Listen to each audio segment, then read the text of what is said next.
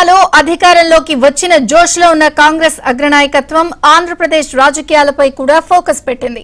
10 ఏళ్లుగా కనీసం ఒక్క సీటు కూడా గెలుచుకోలేకపోయిన హస్తం పార్టీ పెద్దలు రాబోయే ఎన్నికల్లో తమ ఉనికి చాటాలని గట్టి పట్టుదలతో ఉన్నారు.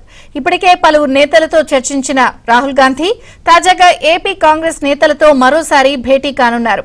ఏఐసీసీ చీఫ్ మల్లికార్జున ఖర్గే రాహుల్ గాంధీ సమక్షంలో ఏపీ కాంగ్రెస్ నేతలు సమావేశం కానున్నారు.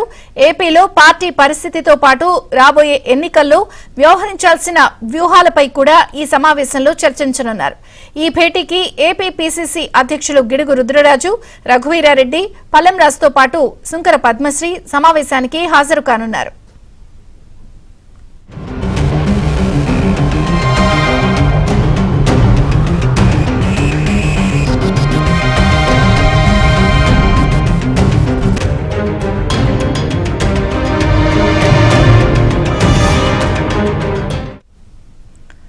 తెలంగాణలో అధికారంలోకి వచ్చిన జోష్లో ఉన్న కాంగ్రెస్ అగ్రనాయకత్వం ఆంధ్రప్రదేశ్ రాజకీయాలపై కూడా ఫోకస్ పెట్టింది.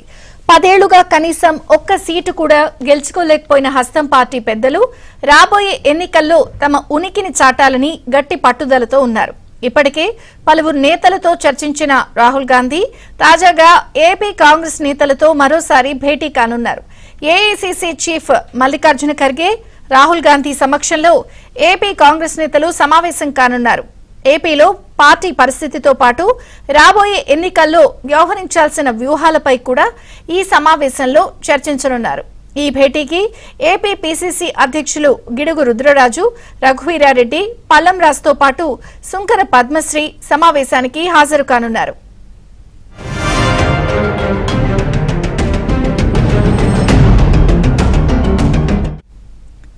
కాసేపట్లో కాంగ్రెస్ అగ్రనాయకులు మల్లికార్జున ఖర్గే, రాహుల్ గాంధీతో ఏపీ కాంగ్రెస్ నేతలు భేటీ కాబోతున్నారు.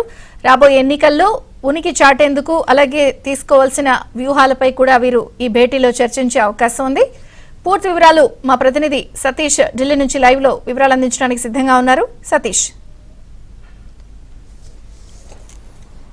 ఎస్ విజయ్ చంద్రిక, ఏఐసీసీ అధ్యక్షుడు మల్లికార్జున ఖర్గే, అదేవిధంగా అగ్రనేత అయిన Rahul Gandhi, AICC general secretary KC వేణుగోపాల్తోని ఆంధ్రప్రదేశ్ రాష్ట్రానికి సంబంధించి ముఖ్యంగా కాంగ్రెస్ నేతలు ఏపీ పీసీసీ ప్రెసిడెంట్ రుద్రరాజు, అదేవిధంగా వర్కింగ్ ప్రెసిడెంట్స్ సుంకర పద్మశ్రీ, మాజీ ఎంపీ కేవీపీ రామచంద్రరావు, అదేవిధంగా సిడబ్ల్యూసీ మెంబర్ అయిన రఘువీరారెడ్డి, అదేవిధంగా పార్టీకి సంబంధించి కీలక ముఖ్య నేతలు పొలిటికల్ అఫైర్స్ కమిటీలో ఉన్న నేతలతో అందరితో కూడా ఈరోజు ఒక సమావేశం ఏర్పాటు చేశారు. 11 గంటలకు సమావేశం ప్రారంభంగా అవుతుంది. సమావేశంలో ప్రధానంగా 2024 లోక్సభ ఎన్నికల అంశాలపై చర్చించబోతున్నారు. అదేవిధంగా పూర్వవైభవాన్ని తీసుకొచ్చేందుకు కాంగ్రెస్ పార్టీకి బలోపేతం పైన, అదేవిధంగా కాంగ్రెస్ పార్టీ నుంచి ఇతర పార్టీలోకి వెళ్ళిన నేతలను తిరిగి తమ పార్టీలోకి ఆహ్వానించే అంశం పైన కూడా ఈ నేతలతోనంతా కూడా దిశానిర్దేశం చేయబోతున్నారు. ప్రధానంగా కాంగ్రెస్ పార్టీ గతంలో ఏ విధంగా ఉమ్మడి ఆంధ్రప్రదేశ్లో కాంగ్రెస్ పార్టీ ఒక వెలుగు వెలిగిందో అలాంటి వెలుగును మరోసారి కాంగ్రెస్ పార్టీ తీసుకురావాల్సింది చూస్తున్నారు. అందులో భాగంగానే పొలిటికల్ అఫైర్స్ కమిటీ నేతలందరితోనూ కూడా, రాష్ట్రానికి సంబంధించిన కాంగ్రెస్ నేతలందరితోనూ కూడా సమావేశం ఏర్పాటు చేశారు. సమావేశంలో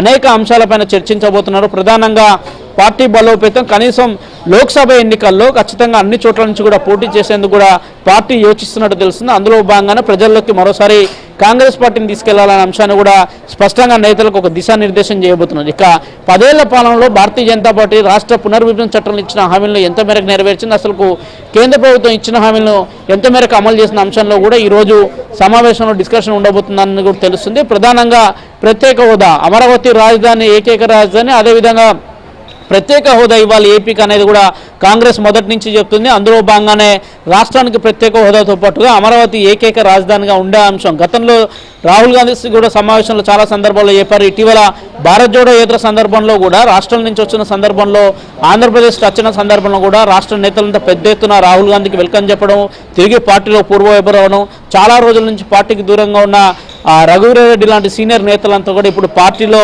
మమేకంగా అవడం, పార్టీని కలుపుకొని ముందుకు వెళ్ళడం, నేతలందరితో ఎప్పటికప్పుడు రాష్ట్రంలో సమావేశాలు నిర్వహించడం చూస్తుంటే ఖచ్చితంగా కూడా ఆంధ్రప్రదేశ్ పైన కాంగ్రెస్ కొంత కాన్సన్ట్రేట్ చేస్తుంది అనేది విషయాన్ని స్పష్టంగా అర్థమవుతుంది. ఇటీవల ఉమెన్ చాందీ ఇన్ఛార్జిగా ఉండేవారు. ఆయన మరణం అనంతరం తిరిగి మాణిక్యం ఠాగూర్ని ఏపీ కాంగ్రెస్ ఇన్ఛార్జిగా కూడా నియమించారు. కాంగ్రెస్ పార్టీని బలోపేతం చేసే దిశగా అడుగులు వేయాలని కూడా నేతలందరికీ కూడా ఒక దిశానిర్దేశం చేయబోతున్నారు. ప్రధానంగా ఆంధ్రప్రదేశ్లో కాంగ్రెస్ ముందుకు వెళ్లేందుకు ప్రధాన హస్త్రాలుగా ఒకటి అమరావతి ఏకైక రాజధాని, రెండోది ఆంధ్రప్రదేశ్కు ప్రత్యేక హోదా, విభజన హామీలు నెరవేర్చడం, ఆంధ్రప్రదేశ్లో ప్రజలకు కాంగ్రెస్ అభయహస్తం ఇవ్వడం, ఇలాంటి అంశాలతోనే ప్రధానంగా ఈరోజు సమావేశం ఎజెండా ఉండబోతుందని కూడా స్పష్టం అర్థమవుతుంది. ఇప్పటికే కాంగ్రెస్ కార్యాలయానికి రఘువీరారెడ్డి, అదేవిధంగా శుంకర పద్మశ్రీ, కాంగ్రెస్ పార్టీకి సంబంధించిన నేతలంతా కూడా ఒక్కొక్కరిగా చేరుకుంటున్నారు. 11 గంటలకు అధ్యక్షుడు మల్లికార్జున ఖర్గే నేతృత్వంలో సమావేశం జరగబోతుంది. రాహుల్ గాంధీ సైతం ఈ సమావేశంలో పార్టిసిపేట్ చేయబోతున్నారు. ప్రధానంగా అనేక రాష్ట్రాల నుంచి కూడా ఇప్పటికే రివ్యూ నిర్వహిస్తున్నారు. ఇక ఆంధ్రప్రదేశ్ వంతు ఈరోజు వచ్చింది. ఆంధ్రప్రదేశ్ పైన కూడా ఒక రివ్యూ నిర్వహించబోతున్నారు. నేతలు ఇప్పటి వరకు కాంగ్రెస్ పార్టీని వీడి రాష్ట్ర విభజన తర్వాతకి నేతలంతా ఎవరెవరు ఏ పార్టీలోకి వెళ్లారో వారికి సంబంధించి వారందరితో కూడా చర్చలు జరిపారు. వారందరినీ తిరిగి కాంగ్రెస్ పార్టీలోకి తీసుకురావాలనే అంశంపై కూడా ఈరోజు ప్రధానంగా చర్చ జరుగుతుంది. దాదాపు 2 గంటల పాటు కూడా ఈ సమావేశం ఉండే అవకాశాలు చాలా స్పష్టంగా ఉన్నాయి.